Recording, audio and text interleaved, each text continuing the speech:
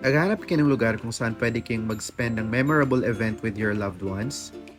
Punta kayo sa Cavinti, the glamping capital of the Philippines. Ito pala yung owner, si Sir Philip Ino. Siya yung 2024 Entrepreneur of the Year. Siya yung man behind the company called Block. Sobrang ganda ng place, sobrang nakaka-relax, at ang sarap yung nakatunganga ka lang, wala kang ginagawa, wala kang iniisip, nagre-relax ka lang. Perfect yung place na to to bring your loved ones or your kids.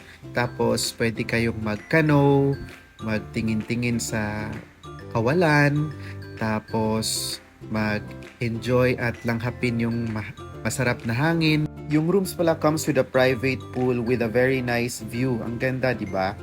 At night pala, sobrang tahimik ng lugar, sobrang peaceful niya.